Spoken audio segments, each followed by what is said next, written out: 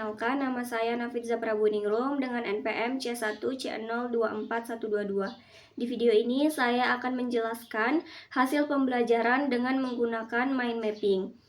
Nah, akan ada 7 materi yang dibahas. Yang pertama adalah lamaran kerja, wawancara kerja, teks negosiasi, laporan dan presentasi bisnis, laporan singkat, laporan formal, serta teknologi dan komunikasi. Oke, untuk materi yang pertama yaitu mengenai lamaran kerja. Jadi di dalam mind mapping ini terdiri dari 7 bagian yang dimana saya akan menjelaskan setiap bagian dari mind mapping ini. Jadi untuk bagian pertama dari mind mapping ini adalah pengertian. Nah, lamaran kerja itu adalah salah satu tahap penting dalam mencari pekerjaan. Jadi, surat lamaran kerja itu sendiri merupakan dokumen resmi yang diajukan kepada perusahaan atau instansi sebagai permohonan untuk mengisi suatu lowongan kerja. Nah, dalam surat ini, pelamar biasanya menyampaikan niat dan kualifikasinya agar bisa dipertimbangkan oleh perekrut. Lalu untuk bagian kedua dari mind mapping ini adalah komponen, yang dimana dalam menyusun surat lamaran kerja ada beberapa komponen penting yang biasanya harus ikut disertakan. Pertama, resume atau daftar riwayat hidup yang berisi informasi tentang pendidikan, pengalaman kerja, dan keterampilan yang dimiliki. Selain itu, ada juga surat keterangan kelakuan baik dari kepolisian serta surat keterangan kesehatan sebagai bukti bahwa pelamar dalam kondisi prima untuk bekerja. Nah, beberapa perusahaan itu juga meminta surat rekomendasi sebagai tambahan serta kartu kuning yang merupakan kartu pencari kerja dari Dinas Tenaga Kerja. Lalu untuk bagian ketiga dari mind mapping ini adalah mengenai struktur. Jadi agar surat lamaran itu lebih terstruktur dan juga mudah dipahami, ada format standar yang perlu diikuti. Nah, yang pertama adalah paragraf pembuka. Pada paragraf pembuka ini, pelamar harus menyebutkan dari mana ia mengetahui lowongan tersebut, lalu posisi yang dilamar, serta alasan mengajukan lamaran tersebut. Kemudian ada paragraf pertengahan yang dimana pelamar bisa menjelaskan latar belakang pendidikannya, pengalaman kerja yang relevan, serta sikap dan kualitas pribadi yang dapat mendukung pekerjaannya nanti. Terakhir, dalam paragraf penutup, pelamar bisa menyampaikan rasa terima kasih, harapan untuk diterima, dan menyertakan tanda tangan. Kemudian untuk bagian selanjutnya dari mind mapping ini adalah pendekatan AIDA, yang dimana agar surat lamaran ini lebih menarik perhatian perekrut, kita bisa menerapkan pendekatan AIDA ini. Konsep ini terdiri dari 4 langkah, yang yaitu attention, interest, desire, and action. Jadi kalau attention itu bertujuan untuk menarik perhatian perekrut dengan alasan melamar yang kuat. Lalu interest itu berfokus pada menunjukkan relevansi kualifikasi pelamar dengan pekerjaan yang dilamar. Lalu untuk desire itu digunakan untuk meyakinkan perekrut dengan bukti kemampuan yang dimiliki. Dan terakhir action itu bertujuan untuk mendorong perekrut agar memberikan kesempatan wawancara. Selanjutnya, bagian dari mind mapping ini membahas mengenai tips melamar pekerjaan. Jadi, selain menyusun surat lamaran dengan baik, ada beberapa hal yang bisa dilakukan untuk meningkatkan peluang diterima. Misalnya, menyesuaikan pengalaman yang relevan dengan pekerjaan yang dilamar, menunjukkan minat serta kualifikasi yang dimiliki, serta memastikan bahwa surat lamaran itu rapi, bersih, dan juga menarik. Sebaiknya pelamar juga menggunakan sudut pandang perekrut agar isi dari surat itu lebih sesuai dengan apa yang dicari oleh perusahaan. Yang tidak kalah penting itu soroti keunggulan yang membuat pelamar itu berbeda dari kandidat yang lain. Lalu untuk bagian selanjutnya adalah tentang hal yang harus dihindari saat melamar pekerjaan. Jadi ada beberapa hal yang harus sebaiknya dihindari saat melamar pekerjaan. Misalnya melamar pekerjaan yang jauh di luar kemampuan, mengirimkan lamaran hanya berupa fotokopi tanpa versi aslinya, serta tidak selektif dalam memilih pekerjaan. Selain itu, penggunaan bahasa yang berlebihan atau terkesan memohon dan mengasihani diri sendiri juga sebaiknya dihindari. Hal lain yang kurang disarankan adalah membahas gaji sejak awal rekrutmen, serta membahas karakter pribadi secara berlebihan di dalam surat lamaran. Lalu untuk bagian yang terakhir dari mind mapping ini adalah tentang tips tambahan. Jadi agar proses melamar pekerjaan itu lebih maksimal, ada beberapa tips tambahan yang bisa diterapkan. Yang pertama itu latihlah cara berbicara untuk menghadapi wawancara kerja agar lebih percaya diri dan juga lancar. Lalu selain itu, lakukan riset terlebih dahulu tentang perusahaan sebelum mengirimkan lamaran agar bisa lebih memahami budaya kerja serta kualifikasi yang dicari. Yang terakhir adalah memanfaatkan platform profesional seperti LinkedIn untuk membangun jaringan dan juga memperluas peluang mendapatkan pekerjaan. Materi yang kedua adalah mengenai wawancara kerja. Jadi di dalam mind mapping ini bagian pertamanya membahas mengenai pengertian dari wawancara kerja. Jadi wawancara kerja adalah tahap seleksi yang dilakukan oleh perusahaan untuk menilai kelayakan seorang pelamar di dalam mengisi posisi yang tersedia. Jadi penilaian ini didasarkan pada keterampilan, pengalaman, dan juga kepribadian dari pelamar. Nah, wawancara kerja ini menjadi kesempatan bagi perusahaan untuk lebih memahami calon karyawan sebelum mereka diterima untuk bekerja. Selanjutnya, bagian mengenai aspek yang dinilai. Jadi di dalam wawancara kerja itu beberapa aspek penting akan menjadi perhatian pewawancara, seperti penampilan fisik, sikap, serta gerak-gerik dan juga sopan santun itu menjadi poin awal yang dinilai. Selain itu, nada suara dan rasa percaya diri saat berbicara juga penting dalam mencerminkan profesionalisme. Sikap tanggap, inisiatif, serta kemampuan bekerja sama dengan tim menjadi faktor utama di dalam penilaian. Jadi tidak hanya itu, ekspresi wajah, keterampilan berkomunikasi, sikap terhadap pekerjaan, serta selera humor juga dapat menjadi pertimbangan perusahaan dalam menilai calon karyawan. Selanjutnya, bagian mengenai tahapan wawancara. Jadi wawancara kerja itu umumnya terdiri dari 2 tahap utama. Jadi tahap pertama adalah wawancara pendahuluan, yang dimana ini merupakan seleksi awal berdasarkan resume dan juga surat lamaran kerja. Pada tahap ini perusahaan akan melihat apakah pelamar memenuhi persyaratan dasar untuk posisi yang dilamar. Lalu di tahap kedua adalah wawancara seleksi yang dilakukan secara lebih mendalam untuk menilai kualifikasi, pengalaman, serta kecocokan pelamar dengan posisi yang tersedia. Nah, pada tahap ini pewawancara akan menggali lebih dalam mengenai keterampilan, pengalaman kerja sebelumnya, dan juga kepribadian dari pelamar.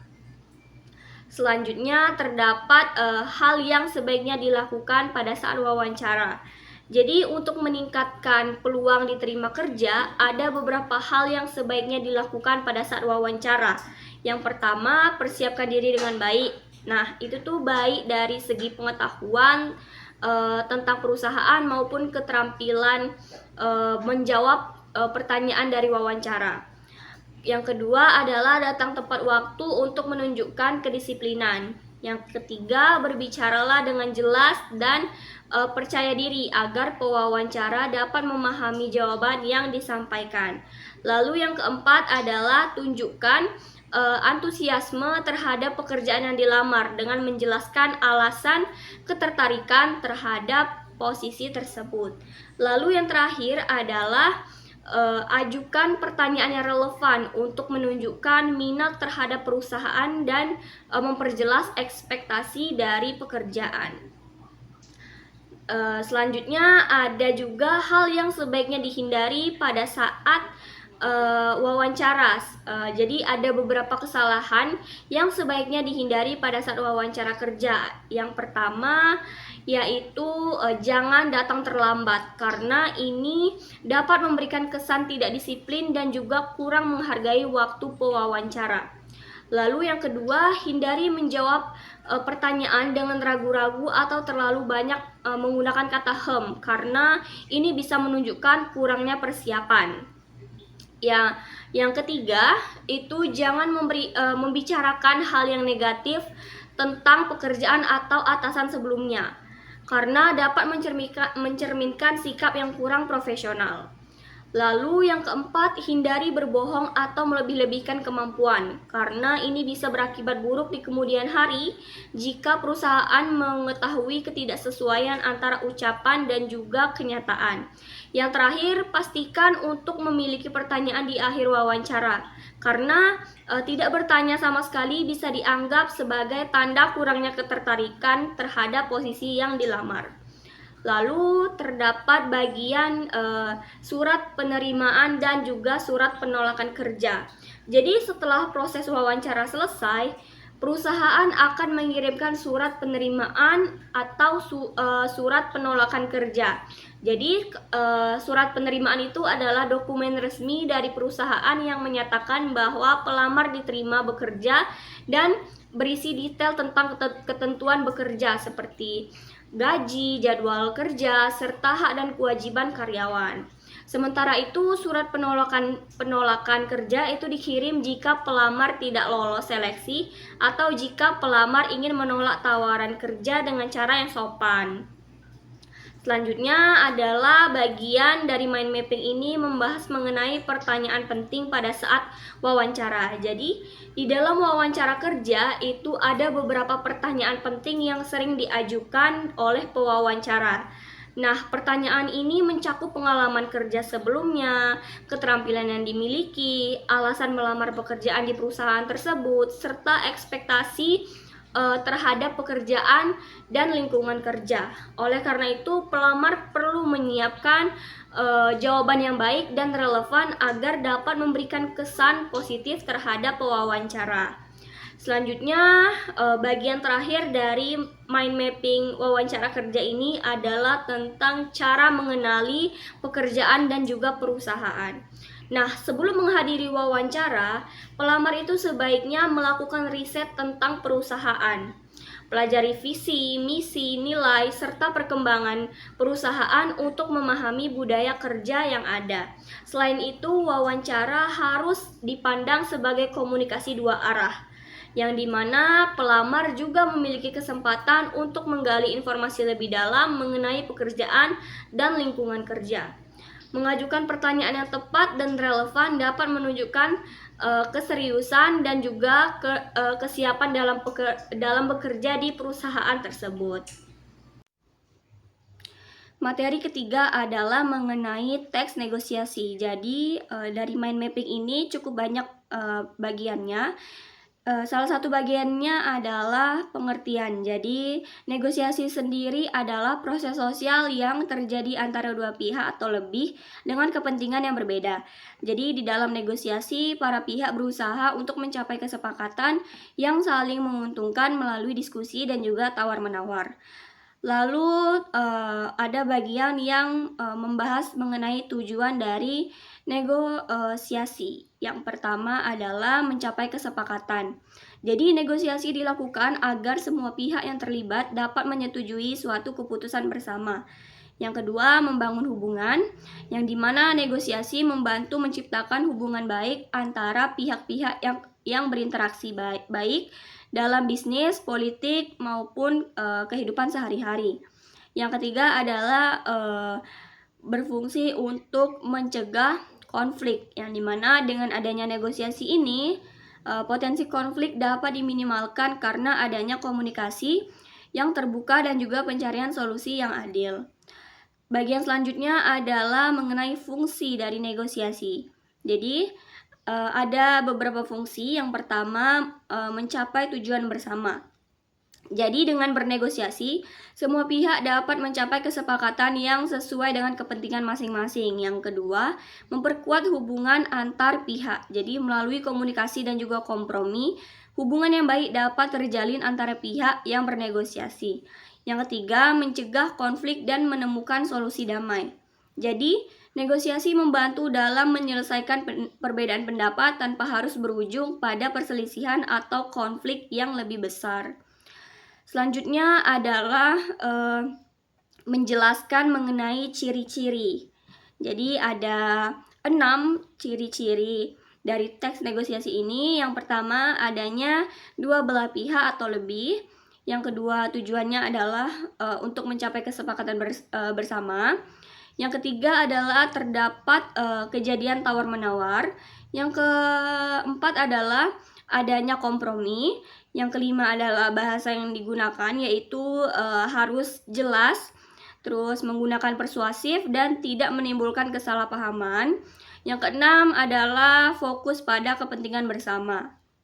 Selanjutnya adalah tentang struktur dari teks negosiasi. Jadi ada yang pertama adalah orientasi, yang dimana merupakan tahap awal di mana para pihak mulai memahami situasi dan membangun suasana yang ingin dinegosiasikan.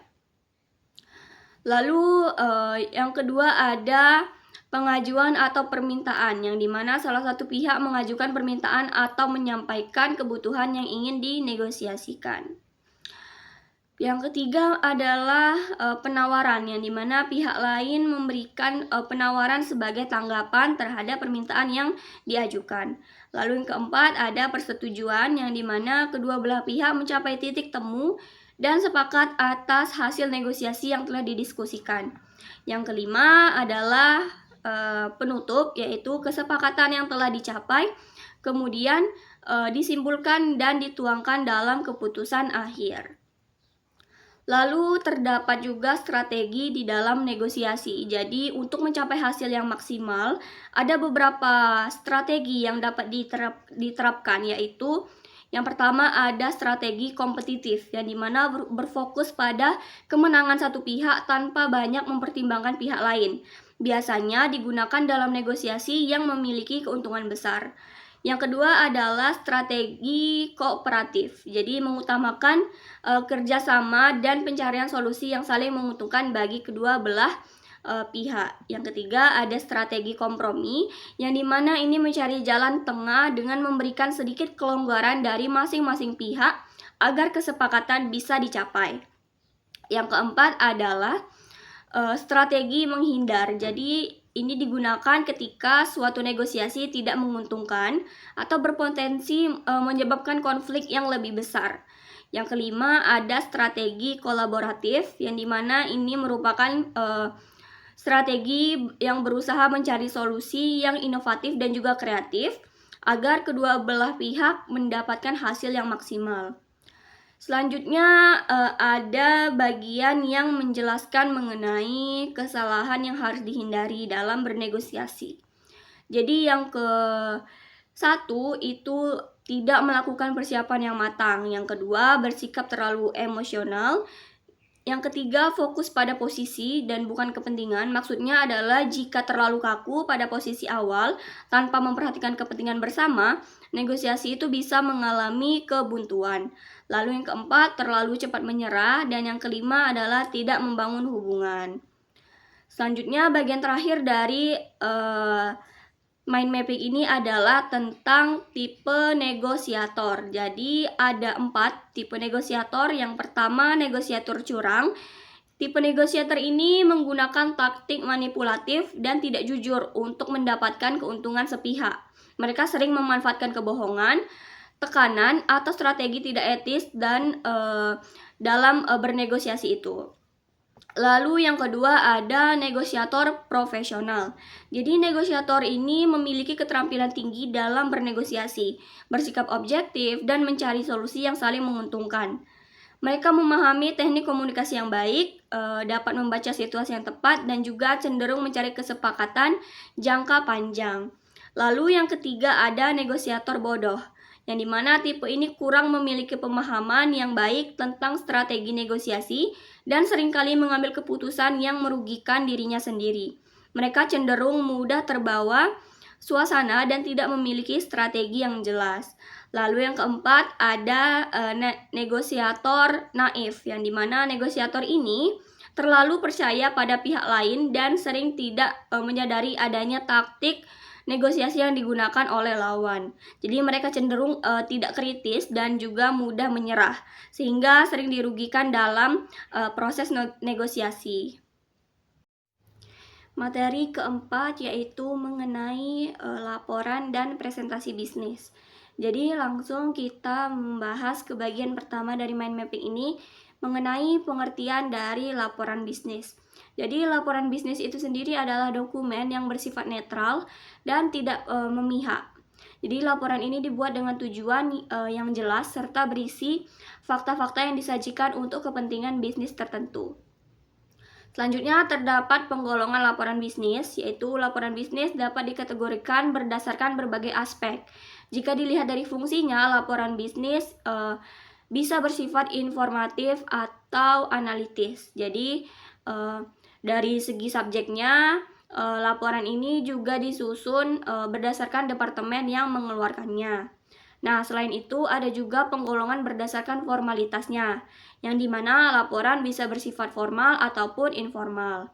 Nah, keaslian dari laporan juga bisa menjadi dasar penggolongan. Apakah laporan tersebut dibuat oleh otoritas resmi atau bersifat sukarela atau misalnya untuk keperluan publik atau swasta. Nah, berdasarkan frekuensi, laporan ini bisa bersifat rutin atau hanya dibuat ketika dibutuhkan. Sementara itu, dari jenisnya, laporan dapat berbentuk formal maupun informal. Jika dilihat dari aspek proyek, laporan ini bisa berupa laporan pendahuluan, laporan perkembangan, atau laporan akhir. Adapun jika diklasifikasikan, dari segi formalitas dokumen, laporan bisnis bisa berbentuk agenda, resolusi, notulen, atau laporan pertemuan. Selanjutnya ada bagian yang membahas mengenai persiapan penulisan laporan bisnis. Jadi di dalam mempersiapkan penulisan laporan bisnis ini ada beberapa hal yang harus dilakukan. Antara lain menentukan masalah, tujuan, dan ruang lingkup laporan. Selain itu penting juga untuk mempertimbangkan siapa audiens dari laporan tersebut agar isi laporan bisa lebih relevan dan mudah dipahami. Nah, proses selanjutnya adalah menentukan ide utama yang akan dikembangkan, mengumpulkan bahan dan data yang diperlukan, menganalisis serta menafsirkan data tersebut, lalu mengorganisasikan hasil dalam sebuah kerangka laporan yang sistematis. Lalu ada bagian yang menjelaskan tentang bagian pokok dari laporan bisnis. Jadi di dalam menyusun laporan bisnis ini terdapat 3 bagian utama yang harus diperhatikan. Bagian pertama adalah pendahuluan yang mencakup latar belakang, tujuan, ruang lingkup, metodologi, sumber data, serta rekomendasi awal. Lalu bagian isi itu berisi analisis dan pembahasan yang lebih mendalam mengenai topik yang diangkat. Dan yang kemudian diakhiri dengan bagian penutup yang memuat rangkuman, kesimpulan, rekomendasi, serta rencana tindakan yang perlu dilakukan. Selanjutnya kita masuk ke materi yang mengenai presentasi bisnis. Jadi di dalam mind mapping ini ada bagian yang menyatakan tujuan dari presentasi bisnis. Jadi selain laporan bisnis, ada juga presentasi bisnis yang bertujuan untuk menyampaikan informasi secara lebih interaktif. Jadi tujuan utama dari presentasi bisnis ini tidak hanya sebatas menyampaikan pesan, tetapi juga menyentuh emosi dari audiens, menghibur mereka agar tidak bosan, serta memotivasi mereka untuk bertindak sesuai dengan tujuan presentasi. Kemudian ada bagian yang menjelaskan tentang persiapan presentasi bisnis. Jadi agar presentasi itu berjalan dengan efektif, ada beberapa hal yang harus dipersiapkan, yaitu penguasaan materi atau topik yang akan disampaikan, penguasaan terhadap alat bantu presentasi, serta analisis terhadap audiens dan juga lokasi dari presentasi. Kemudian ada alat bantu untuk presentasi bisnis. Jadi di dalam sebuah presentasi bisnis itu penggunaan alat bantu itu sangat penting untuk meningkatkan efektivitas penyampaian pesan. Jadi ada beberapa alat bantu dalam presentasi bisnis. Yang pertama ada papan tulis atau blackboard dan whiteboard. Lalu ada flip chart. Yang ketiga ada transparency overhead projector atau OHP. Lalu yang keempat ada papan tulis elektronik. Yang kelima ada video kaset recorder atau VCR. Yang keenam ada panel LCD dan proyektor LCD. Lalu yang terakhir ada alat presentasi modern seperti PowerPoint or Google Slide. Selanjutnya untuk bagian terakhir dari presentasi ini adalah mengenai analisis audiens dalam presentasi bisnis. Jadi analisis audiens ini menjadi bagian penting dalam sebuah presentasi bisnis. Nah, untuk memastikan pesan itu tersampaikan dengan efektif, pembicara harus memahami siapa audiens yang akan hadir, apa yang mereka butuhkan, di mana presentasi akan berlangsung, kapan waktu yang tepat untuk melakukannya, mengapa presentasi itu penting bagi mereka, serta bagaimana metode penyampaian yang paling sesuai dengan karakteristik audiens tersebut. Baik, untuk materi yang kelima adalah mengenai laporan singkat. Jadi di dalam mind mapping ini terdiri dari 5 bagian yang dimana bagian-bagiannya mencakup karakteristik laporan singkat, laporan bisnis yang baik, perencanaan laporan singkat, laporan analitis, dan juga jenis laporan analitis. Kita akan bahas satu persatu. Yang pertama adalah karakteristik dari laporan singkat. Jadi laporan singkat ini mencakup sedikit materi pendukung dan biasanya efektif untuk melakukan komunikasi. Lalu berbentuk memo dan lebih fokus pada isi laporan, yang dimana isi laporan ini terdiri dari pembukaan, hasil temuan, bahasan, dan juga penutup. Lalu terdapat juga unsur penting di dalam laporan singkat ini, yaitu ada gaya penulisan pribadi, orang pertama atau kedua, penggunaan grafik untuk memperjelas tulisan, judul dan subjudul dalam laporan, serta format memo atau surat. Lalu yang kedua, bagian kedua adalah mengenai laporan bisnis yang baik. Jadi laporan bisnis bisa dikatakan baik apabila memenuhi 3 hal ini. Yang pertama ada akurat, yang dimana berdasarkan fakta dan tidak menyesatkan. Yang kedua, pertimbangan penulisan yang baik, maksudnya adalah strukturnya jelas. Lalu format, gaya, dan organisasinya itu sesuai dengan kebutuhan para pembaca. Selanjutnya ada perencanaan laporan singkat. Jadi perencanaan ini berpengaruh pada kualitas laporan. Jadi format laporan itu sendiri terdiri dari 4. Ada pre-printed, biasanya untuk formulir cetak. Yang kedua surat, untuk laporan kurang dari 5 halaman. Memo untuk laporan kurang dari 10 halaman atau untuk pihak luar. Dan juga manuskrip untuk laporan panjang dan formal. Selanjutnya bagian yang keempat adalah tentang laporan analitis. Jadi kita bahas satu persatu. Jadi ada tujuan dari laporan analitis, yaitu untuk menganalisis masalah, mengevaluasi data, serta memberikan kesimpulan dan juga rekomendasi. Nah, laporan analitis ini berbeda dari laporan informasional yang hanya menyajikan data tanpa opini. Jadi untuk sifat laporan analitis ini bersifat persuasif untuk mendukung keputusan atau tindakan tertentu. Dan laporan ini banyak digunakan dalam bisnis, akademik, dan organisasi sebagai dasar pengambilan keputusan yang berbasis fakta. Selanjutnya bagian terakhir dari mind mapping ini adalah jenis laporan analitis. Jadi ada 3 jenis laporan analitis. Yang pertama laporan justifikasi, yaitu usulan internal untuk meyakinkan manajemen menyetujui proyek atau investasi. Yang kedua, usulan bisnis baru itu ditujukan kepada pihak eksternal, dimulai dengan pernyataan masalah dan solusi. Lalu ada laporan troubleshooting yang menganalisis masalah organisasi dan juga memberikan solusi yang berbasis data. Jadi, untuk materi yang keenam, kita akan membahas mengenai laporan formal. Jadi, di dalam mind mapping ini akan ada 5 bagian yang dimana kita akan membahas dari bagian yang pertama terlebih dahulu, yaitu struktur logis. Nah, mengapa sih struktur logis itu penting? Karena struktur logis itu memudahkan pemahaman dan efektivitas dari penyampaian informasi. Agar laporan formal itu dikatakan memiliki struktur yang logis, kita harus menentukan kerangka. Ada 3, yaitu yang pertama informasional. Yang dimaksudkan informasional itu adalah menyajikan data untuk ditafsirkan. Yang kedua analitis, yang dimana ini menarik kesimpulan dan juga rekomendasi. Serta yang ketiga ada gabungan, yang dimana ini merupakan kombinasi keduanya jika diperlukan. Selanjutnya ada tugas informasional.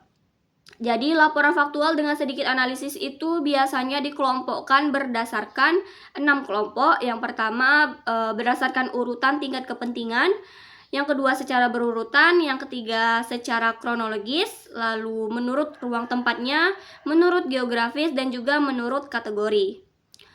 Lalu bagian ketiga dari mind mapping ini adalah tugas analitis. Jadi, laporan yang berisi analisis, kesimpulan, dan juga rekomendasi. Nah, laporan ini tuh menggunakan hipotesis sebagai pendekatan struktural untuk yang pertama menemukan penyebab masalah, lalu memprediksi hasil, dan yang ketiga mencari solusi. Nah, salah satu cara mengatasinya adalah dengan memformulasikan hipotesis. Selanjutnya bagian keempat yaitu menyusun kerangka. Jadi menggunakan format kerangka untuk menyajikan ide dan juga bahan investigasi. Ada 2 sistem kerangka, yaitu yang pertama sistem alfanumerik, yang dimana menggunakan kombinasi huruf dan juga angka untuk mengelompokkan informasi secara hierarkis. Lalu yang kedua ada sistem desimal, yang dimana menggunakan angka desimal untuk menunjukkan hierarki informasi. Lalu kita masuk ke bagian sumber data, yang dimana terdiri dari 2 sumber data, yaitu sumber primer dan juga sumber sekunder. Nah, untuk sumber primer itu merupakan data asli dari tangan pertama, belum diolah orang lain. Biasanya metode pengumpulannya itu dari dokumen, observasi, survei, dan juga eksperimen. Selanjutnya ada sumber sekunder, yang dimana data ini tuh telah dikumpulkan dan juga dianalisis oleh orang lain. Kelebihannya yaitu lebih hemat waktu, teliti, relevan, dan juga efektif biaya. Materi terakhir atau materi yang ketujuh adalah mengenai teknologi dan komunikasi. Jadi di dalam mind mapping ini akan ada 5 bagian. Kita akan bahas dari perkembangan teknologi.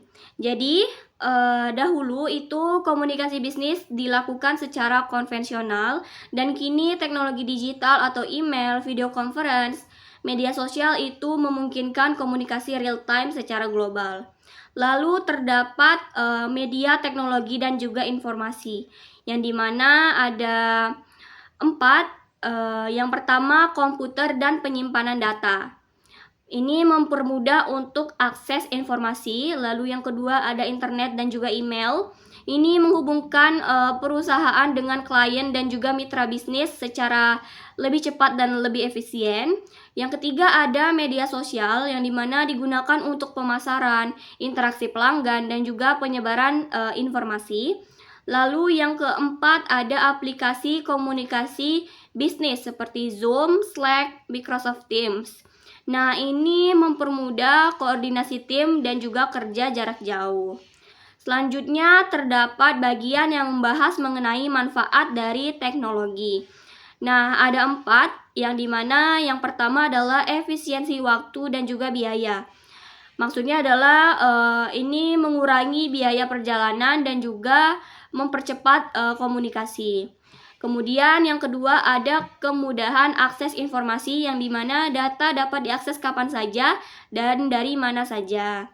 Lalu yang ketiga ada peningkatan kolaborasi, yang dimana ini memungkinkan kerja tim secara remote, dan juga fleksibel. Lalu yang terakhir ada peluang pasar global yang dimana memudahkan bisnis menjangkau pelanggan di berbagai negara. Selanjutnya ada tantangan implementasi dari teknologi dan komunikasi ini. Yang pertama ada keamanan data dan juga privasi. Ini bisa menjadi ancaman peretasan dan juga kebocoran data. Lalu yang kedua itu ada kesenjangan digital yang tidak semua memiliki akses teknologi yang sama. Lalu yang ketiga ada adaptasi perubahan yang dimana teknologi berkembang cepat menuntut perusahaan untuk selalu beradaptasi. Yang terakhir ada gangguan interpersonal yang dimana komunikasi digital itu mengurangi interaksi tatap muka. Lalu untuk bagian yang terakhir itu ada strategi optimalisasi. Yang pertama itu ada pelatihan karyawan yang dimana ini meningkatkan pemanfaatan teknologi. Yang kedua ada keamanan informasi. Ini untuk implementasi sistem perlindungan data dan juga pemilihan platform yang tepat itu dengan menggunakan alat komunikasi sesuai kebutuhan. Dan yang terakhir ada evaluasi dan adaptasi yang selalu memperbarui sistem dari komunikasi.